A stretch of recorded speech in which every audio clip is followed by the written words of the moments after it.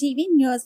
BRS party నూతన calendar ఆవిష్కరించిన మాజీ ఎమ్మెల్యే భూపాల్ రెడ్డి గారు మీడియా సమావేశం నిర్వహించిన మాజీ ఎమ్మెల్యే నారాయణఖేడ్ నియోజకవర్గ భారత రాష్ట్ర సమితి కార్యాలయంలో బీఆర్ఎస్ పార్టీ నూతన క్యాలెండర్ మరియు డైరీని ఆవిష్కరించి అనంతరం మీడియా సమావేశం నిర్వహించిన గౌరవ నారాయణఖేడ్ మాజీ శాసనసభ్యులు మహారెడ్డి భూపాల్ రెడ్డి. మాజీ ఎమ్మెల్యే భూపాల్ రెడ్డి మాట్లాడుతూ మాజీ మంత్రులు కేటీఆర్ గారి మాజీ హరీష్ రావు వెంట్రుకు కూడా పీకలేరు. మున్సిపాలిటీ ఎన్నికలు వస్తున్నాయని డైవర్షన్ పాలిటిక్స్ కొరకు గౌరవ మాజీ మంత్రి కేటీఆర్ గారికి నోటీసులు ఇవ్వడం సరికాదు అని, ఈ కాంగ్రెస్ ప్రభుత్వం ముఖ్యమంత్రి రేవంత్ రెడ్డి తప్పుడు కేసులు బనాయించి వారికి నోటీసులు ఇచ్చి కక్ష రాజకీయాలు చేస్తున్నారని, ముఖ్యమంత్రి రేవంత్ రెడ్డి సునక ఆనందం పొందడానికి మాజీ మంత్రుల మీద నోటీసులు ఇస్తున్నారని తెలిపారు. ఈ నోటీసులలో పసలేదు అని, వీటితోని ఏమి కాదు అని, వీటి ద్వారా మాజీ మంత్రి కేటీఆర్ గారిని ఏమి చేయలేరని తెలిపారు. ఈ కార్యక్రమంలో మాజీ municipal chairman Najeeb, vice chairman Parashuram, పట్టణ పార్టీ అధ్యక్షులు నగేష్ సేట్, మాజీ ఎంపీటీసీ ముజామిల్, మండల పార్టీ అధ్యక్షులు సంజీవరావు పాటిల్, పండరి, మాజీ మండల కోఆప్షన్ సభ్యులు నవాబ్, మాజీ మున్సిపల్ కోఆప్షన్ సభ్యులు అంబాదాస్, సర్పంచులు వెంకటేశం, సిద్ధు, గణపతి, నాయకులు నరసింహులు యాదవ్, సంజీవ్ కుమార్, శివకుమార్, సద్దం, శ్రీధర్ రెడ్డి, అబ్బు తదితరులు ఉన్నారు. కాంగ్రెస్ పార్టీ అధికారంలోకి వచ్చే కొరకని గతంలో అబద్ధపు హామీలు ఇచ్చారు, గ్యారంటీలు ఇచ్చారు.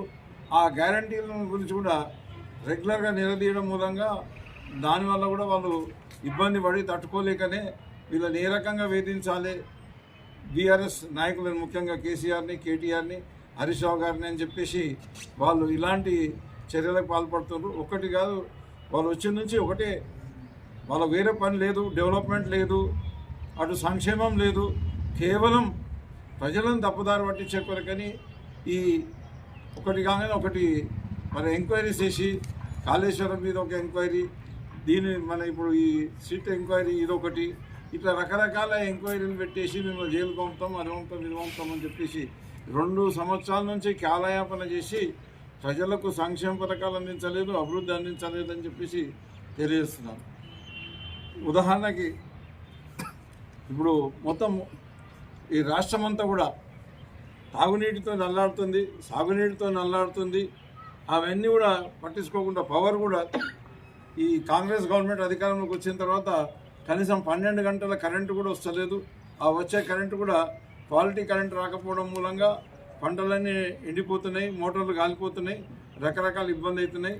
మరి హామీలు కూడా ఏమైతే రైతులకు ఇచ్చిన హామీలు ఉన్నాయో 2 లక్షల రుణమాఫీ చేస్తామని చెప్పేసి రుణమాఫీ ఎగ్గొట్టిండ్రు. దాని మీద పెద్ద ఎత్తున ఉద్యమం చేసింది కాబట్టి మరి వీళ్ళకు కక్ష సాధింపు చర్య తీసుకుంటారు. అదే మాదిరిగా ఈ రైతు బంధు పథకం ఏదైతే ఉండేనో దాన్ని రైతు బంధును కూడా ఆల్మోస్ట్ రద్దు చేశారు కాబట్టి దాని మీద కూడా ఉద్యమాలు చేపడుతున్నారు. కాబట్టి దాని కొరకని కూడా వాళ్ళు ఈ రకంగా మరి బీఆర్ఎస్ నాయకులని పెద్దల్ని వేధిస్తున్నారని చెప్పేసి తెలియజేస్తున్నాను.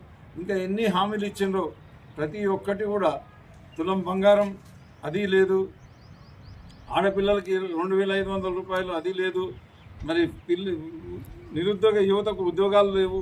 ఇవన్నిటి మీద పోరాటం చేస్తుంది. కాబట్టి మరి ఈ డైవర్షన్ చేసే కొరకని మా మీదనే ఏదో అబండాలు వేసి ప్రజల లోపల మమ్మల్ని తక్కువ చేసి చూపిద్దామనే ప్రయత్నం, బీఆర్ఎస్ పార్టీ నాయకులను తక్కువ చేసి చూపిద్దామనే ప్రయత్నం కొనసాగుతుంది. కానీ ఈ ఎట్టి పరిస్థితుల్లో ప్రజలు నమ్మే పరిస్థితులు లేరు. తప్పకుండా వీళ్ళు ఏదైతే ఈ ఎంక్వైరీలలో ఖచ్చితంగా బయటకు వస్తారు. వచ్చిన తర్వాత ప్రజలు ఈ మున్సిపల్ ఎన్నికల్లో కానీ, అదే మాదిరిగా జరగబోయే జడ్పీసీ, ఎంపీసీ ఎన్నికల్లో కానీ, భవిష్యత్తులో జనరల్ ఎలక్షన్లో కానీ ఖచ్చితంగా బీఆర్ఎస్ పార్టీకి పట్టం కట్టి బీఆర్ఎస్ పార్టీకి ఆదరిస్తారని చెప్పేసి తెలియజేస్తారు.